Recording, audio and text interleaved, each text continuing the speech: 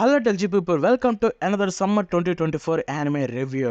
But దీంట్లో ఒక speciality ఉంది. అదేంటంటే ఈ యానిమే తెలుగు డబ్లో కూడా అవైలబుల్లో ఉంది. Yes, quality assurance in another world. దీని ఎపిసోడ్ 1 చూసుకుంటే మీకు జూలై 6 రిలీజ్ అయిందనమాట. అండ్ సేమ్ డేనే మీకు తెలుగు డబ్ కూడా రిలీజ్ అవుతుంది. ఎస్, దీంట్లో ఎటువంటి డిలే లేవు. మీకు జపనీస్ వచ్చిన రోజే తెలుగులో కూడా వస్తుంది. ఆల్రెడీ ఎపిసోడ్ 1 అవైలబుల్లో ఉంది. చూడాలనుకుంటే చూసేయండి. నేనైతే చూసాను. అండ్ ఈ వీడియోలో ఆ ఎపిసోడ్ 1 యొక్క review and Telugu dub review రెండింటి గురించి మాట్లాడుకోబోతున్నాం. But before that, as usual మన యొక్క డీటెయిల్స్ మాట్లాడేసుకొని తర్వాత రివ్యూలోకి దిగిపోదాం. సో ఈ సీజన్ 1లో చూసుకుంటే మీకు టోటల్ 13 ఎపిసోడ్లు అయితే ఉండబోతున్నాయి అనమాట. అంటే ఇది జూలై 6 రిలీజ్ అయింది. స్టూడియో ప్యాలెట్ అండ్ 100 స్టూడియో రెండింటి నుంచి అయితే వస్తుందన్నమాట ఈ యానిమే చూసుకుంటే. బట్ ఎపిసోడ్ 1 చూసిన తర్వాత రెండింటి నుంచి వచ్చేంత ఏముందబ్బా అనిపించింది. వీళ్ళు ఇక ఎపిసోడ్ 1 విషయానికి వెళ్ళిపోతే ఫస్ట్ రమేష్ మాట్లాడుకుందాం. సో నికోలా ఒక విలేజ్ వర్కింగ్ గర్ల్ అనమాట. సో అక్కడ ఒకరోజు పనిచేస్తూ ఉంటుంది. సడన్గా డ్రాగన్స్ అయితే ఇన్వైట్ చేస్తాయి. ఆ టైంలోనే తను హగా అనే ఒక పర్సన్ అయితే మీట్ అవుతుందన్నమాట. అండ్ ఈ స్టోరీ మొత్తం మనోడి చుట్టే రన్ అవుతుంది. అసలు ఆ హగా ఎవరు, ఈ అమ్మాయి ఎవరు, అసలు ఈ స్టోరీ ఏంటి, ఎలా ఉంటుందని అనిపిస్తుంది. వెల్, ఎపిసోడ్ 1 చాలా సర్ప్రైజింగ్ ఉందని చెప్పాలి. ఎందుకంటే నేను అసలు ఎక్స్పెక్ట్ చేయలేదు అలా ఉంటుందని. ఎస్పెషల్లీ ఎపిసోడ్ చూస్తున్నా సడన్గా ఆ ఎపిసోడ్ ఎండింగ్లో వచ్చిన ట్విస్ట్ చూస్తే మైండ్ పోయింది. ఎందుకంటే ఈ యానిమే గురించి పెద్ద నాకు తెలియదు, మాంగా గురించి ఎక్కువగా తెలియదు. కాబట్టి సడన్గా చూడంగానే ఎపిసోడ్ 1 ఎండింగ్ ట్విస్ట్ అయితే నాకైతే భలే అనిపించింది. At the same time episode 1లో వదిలేసిన క్లిఫ్ హ్యాంగర్ అయితే కొంచెం డిఫరెంట్ ఫీల్ కలిగించింది. సో డెఫినెట్లీ ఎపిసోడ్ 2 చూసే అంత ఇంట్రెస్ట్ అయితే కలిగించింది. కాబట్టి తప్పదు, ఎపిసోడ్ 2 కూడా చూసేస్తా. ఇక మనం దీంట్లోనే యానిమేషన్ విషయానికి వెళ్ళిపోతే యానిమేషన్లో కొన్ని ఫ్లాస్ అయితే ఉన్నాయన్నమాట. ఎస్పెషల్లీ ఆ డ్రాగన్స్ ఏవైతే ఉన్నాయో వచ్చినప్పుడు మొత్తం మీకు ఆల్మోస్ట్ స్టిల్ ఫ్రేమ్సే ఉంటాయి. సింగిల్ స్టిల్ ఫ్రేమ్దే పెట్టేశారన్నమాట. జస్ట్ మ్యూజిక్ అయితే బ్రహ్మాండంగా ఉంది. కాబట్టి ఆ మ్యూజిక్ కవర్ చేసిందని చెప్పాలి దీంట్లో ఉండే ఆ స్టిల్ ఫ్రేమ్స్ని. బట్ కొన్ని చోట్ల మాత్రం డ్రాగన్ది భలే యానిమేట్ చేశారు భయ్య. మంచి రా క్వాలిటీ తోటి చాలా అంటే చాలా బాగా అడాప్ట్ చేశారు. అది నాకు బ్రహ్మాండంగా అనిపించింది. అట్ ద సేమ్ టైం అన్ని స్టిల్ ఫ్రేమ్స్ ఎందుకు పెట్టారా, మంచి చోట్ల మంచి సీన్స్లో యానిమేషన్ ఉంది, ఆ స్టిల్ ఫ్రేమ్స్ పెట్టి ఊరకు చెడగొట్టారు కదా అన్న ఫీలింగ్ అయితే కలిగించింది. ఇక అంతేకాదు క్యారెక్టర్స్ అండ్ వాటి యానిమేషన్ విషయానికి వెళ్ళిపోతే వాటిని కూడా చాలా బాగున్నాయి. కొన్ని చోట్ల అక్కడ కూడా స్టిల్ ఫ్రేమ్స్ ఉన్నాయి. ఆ ఒక్కటి కొంచెం అవాయిడ్ చేస్తుంటే బాగుండు అనిపించింది.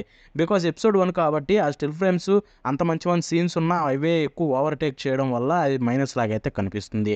బట్ క్యారెక్టర్ డిజైన్ విషయానికి వెళ్ళిపోతే కొంచెం వేడిగా అనిపించింది. కానీ కొంచెం కొత్తగా అండ్ క్యూట్గా కూడా అనిపించింది character design. And at the same time colouring విషయానికి వెళ్ళిపోతే కలరింగ్ అయితే చాలా బాగుంది. దెర్ ఇస్ నో డౌట్ అని చెప్పాలి.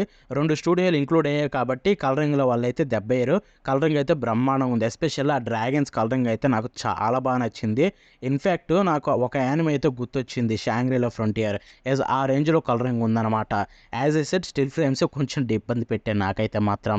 ఇక ఆ తర్వాత దీని వాయిస్ యాక్టింగ్ విషయానికి వెళ్ళిపోతే వాయిస్ యాక్టింగ్ యాజ్ యూజువల్ బాగుంది. అండ్ ఇక్కడ మనం మెయిన్ అయిన తెలుగు డబ్ గురించి మాట్లాడుకోవాలి.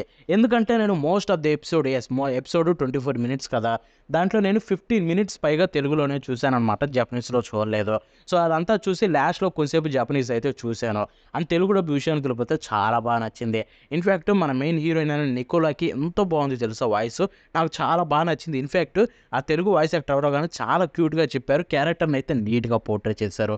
అంతేకాదు తర్వాత హగా విషయానికి వెళ్ళిపోతే హగాకి 2-3 చోట్ల ఇబ్బంది అనిపించింది. లైక్ తన క్యారెక్టర్ తగ్గట్టుగా పర్ఫెక్ట్గా నీట్గా సెట్ చేశాడే కానీ ఆ వాయిస్ యాక్టర్ చూసుకుంటే 2-3 చోట్ల సడన్గా కొంచెం వాయిస్ మార్చినట్టు, బేస్ పెరిగినట్టు ఫీలింగ్ అయితే కలిగిందనమాట. సో ఆ 2-3 చోట్ల అవాయిడ్ చేసేస్తే మిగతా అంత చోట కూడా చాలా బాగా చెప్పాడు తను కూడా చూసుకుంటే. నాట్ జస్ట్ దట్, ఊర్లో ఉండే ప్రతి ఒక్క క్యారెక్టర్ కూడా చూసుకుంటే చాలా బాగా అనిపించాయి. నేనైతే ఇంప్రెస్ అయ్యే తెలుగు డబ్ విషయానికి వస్తే డైలాగ్స్ కూడా చాలా బ్రహ్మాండంగా రాసుకున్నారు. ఇన్ఫ్యాక్ట్ ఇంగ్లీష్ వర్డ్స్ని చాలా వరకు అవాయిడ్ చేస్తారు. అదైతే నాకు భలే నచ్చింది. ఎందుకంటే ఇలాంటి యానిమేస్లో మనకి ప్యూర్ తెలుగులో ఉంటే చాలా బాగుంటుంది. And the did great job అని చెప్పాలి స్క్రిప్టింగ్ వైజ్గా చూసుకుంటే కూడా. అండ్ జపనీస్ విషయానికి వెళ్ళిపోతే జపనీస్ యాజువల్ చించి పడేశారు.